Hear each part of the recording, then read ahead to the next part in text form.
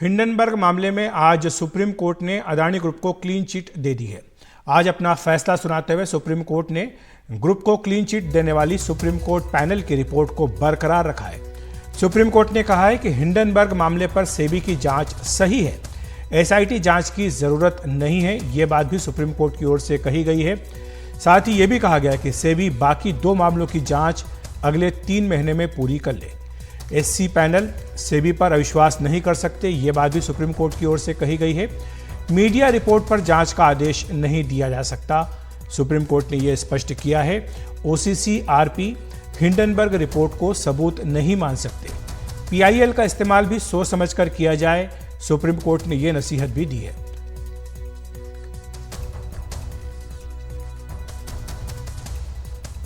और हिंडनबर्ग मामले में सुप्रीम कोर्ट ने अपनी बनाई कमेटी की रिपोर्ट को बरकरार रखा है। आपको बताते हैं कि सुप्रीम कोर्ट की कमेटी ने क्या कहा था। कमेटी ने कहा था कि प्राथमिक जांच के मुताबिक किसी भी कानून की अवहेलना नहीं हुई है। अदानी ग्रुप के शेयरों के चढ़ने में कोई भी कानून नहीं टूटा है। सेबी को शेयरों की कीमतों में बदलाव की पूरी जानकारी थी। अदानी ग्रुप ने शेयरों की कीमतों को प्रभावित नहीं किया। अदानी ग्रुप की कंपनियों में गैर कानूनी निवेश के सबूत नहीं है। अदानी ग्रुप ने किसी भी निवेश के कानून को नहीं तोड़ा है। और हमारे साथ वरिष्ठ वकील मुकुल रोहतगी इस पूरे मामले पर चर्चा करने के लिए जुड़ रहे हैं। मुकुल जी, आपका बहुत बहुत स्वागत है एनडीटीवी इंडिया पर। आप किस तरह से देखते हैं आज जो सुप्रीम कोर्ट का फैसला आया है? धन्यवाद। देखिए, सुप्रीम कोर्ट के फैसले की कई अहम चीज़ें हैं।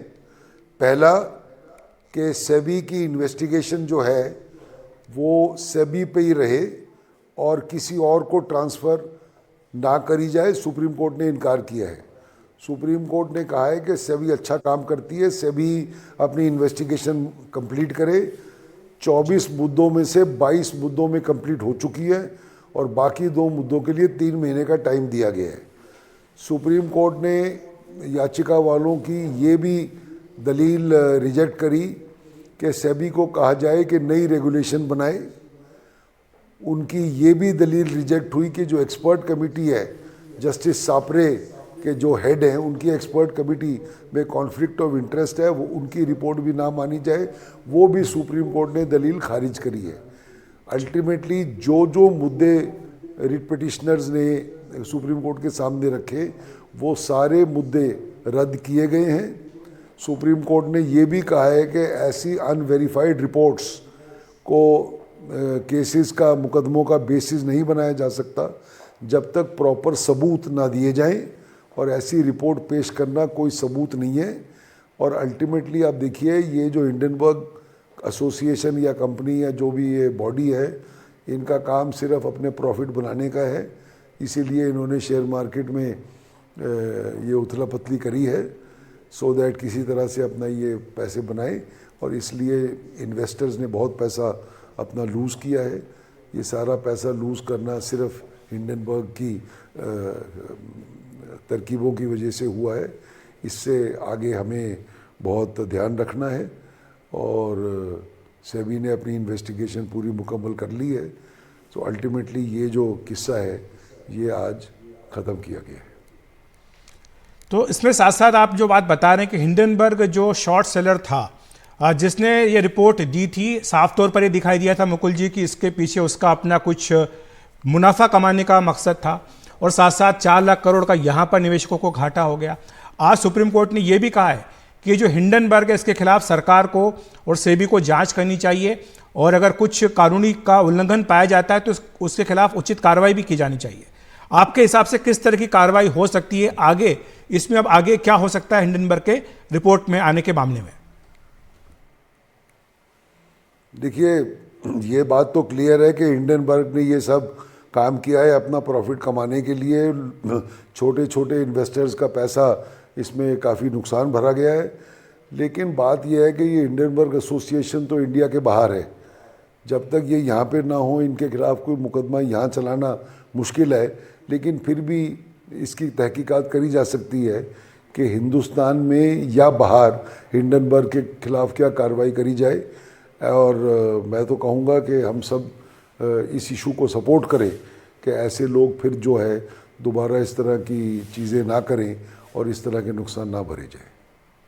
बिल्कुल, और जो निवेशक है उनकी भी चिंता की है। 4 लाख करोड़ जैसा हमने बताया है कि खो दिए हिंडनबर्ग रिपोर्ट आने के बाद निवेशकों ने। कोर्ट ने यह कहा है कि निवेशक के जो हित हैं इनकी रक्षा के लिए तत्काल और सख्त उपाय होने चाहिए। आपको क्या लगता है किस तरह के सुधार हैं जिनकी जरूरत अभी दिखाई दे रही है? देखिए, सबसे बड़ा मुद्दा तो ये है कि मैंने पहले भी कहा है कि मीडिया को भी ध्यान रखना चाहिए। इस तरह की रिपोर्टें आती हैं, इनको सनसनी खबर ना बनाया जाए, इनको ब्रेकिंग न्यूज़ ना बनाया जाए। हर आदमी अपनी इस तरह की रिपोर्टें पेश करता है अपने प्राइवेट पर्पस के लिए, और क्योंकि मीडिया इस बात को उछालता है और बहुत इस पे तवज्जो दी जाती है, तो इसकी वजह से जो है ये मार्केट में काफ़ी बदलाव आता है। तो मीडिया को भी अपना ये कर्तव्य निभाना चाहिए। और दूसरा, सेबी जो है बहुत अच्छी बॉडी है, उसके बहुत कानून और रेगुलेशंस हैं, और अगर ऐसी चीज़ होगी तो सेबी को स्विफ्टली और जल्दी इस पे गौर करना चाहिए। और अगर अफवाहें इस तरह फैल रही हैं, इनको इमीडिएटली रोका जाए, सो दैट छोटे निवेशक जो हैं मार्केट में उनको ये नुकसान ना भरना पड़े। बिल्कुल, और जिस बात का आप जिक्र करें कि मीडिया को आंखें मूंद करके भरोसा नहीं करना चाहिए, सुप्रीम कोर्ट ने भी कहा है कि चाहे हिंडनबर्ग की बात हो या OCCPR की रिपोर्ट, इन्हें सबूत नहीं माना जा सकता है। तो आपके हिसाब से क्या आज का ये जो फैसला है आने वाले दिनों में मिसाल बनेगा कि इस तरह की जो रिपोर्ट्स आएँ आप उन पर कोई भी आंखें मूंद कर भरोसा ना करें, अपने विवेक का इस्तेमाल करें? देखिए, मैं आपको सिर्फ ये एक चीज़ बताना चाहता हूँ कि कोर्ट में एक बहुत पुराना रूल है कि मीडिया रिपोर्ट या अखबार की रिपोर्ट उसकी फेस वैल्यू पे अदालत में कभी उस पर रिलाई नहीं किया जाता, क्योंकि उसकी वेरिफिकेशन या उसके सबूत उसके साथ नहीं पेश होते। तो अखबार में कुछ चीज़ निकले, उसको रिट याचिका का सबूत नहीं बनाया जा सकता जब तक आप उस पर ठोस एविडेंस ना प्रोड्यूस करें कि ऐसा वाक़या हुआ है। तो ये जो रिपोर्ट है ये भी उसी तरह की न्यूज़ रिपोर्ट की तरह ही है, जिस पे अनफॉर्चुनेटली स्टॉक मार्केट में बड़ा असर पड़ा है। तो इस रिपोर्ट को किसी चीज़ का बेसिस नहीं बनाया जा सकता जब तक प्रॉपर सबूत ना हो, और इस रिपोर्ट के पीछे कोई सबूत नहीं था। ये आज बात साफ हो चुकी है। जो चलन देखने में आया है कि जो राजनीतिक स्कोर अपने होते हैं उनको सेटल करने के लिए भी कई बार अदालतों का सहारा ले लिया जाता है। PIL फाइल्स कर दी जाती हैं मुकुल जी, और आज उसको लेकर भी सुप्रीम कोर्ट की टिप्पणी आई है। साफ तौर पर कहना है कि ऐसी PIL जिनमें ढंग से रिसर्च भी ना की गई हो या जो आधारहीन रिपोर्ट पर आधारित हो, उन्हें सुप्रीम कोर्ट स्वीकार नहीं कर सकता। तो आपको लगता है कि आगे जो ये PIL का चलन चला है कि एक के बाद एक PIL फाइल करते जाइए, इस पर थोड़ा अंकुश लगेगा? मैं आपको बताऊं, ये ऐसी पहली PIL नहीं है। अनफॉर्चुनेटली सारे हाई कोर्टों में और सुप्रीम कोर्ट में हजारों लाखों PIL आजकल दाखिल हो रही हैं।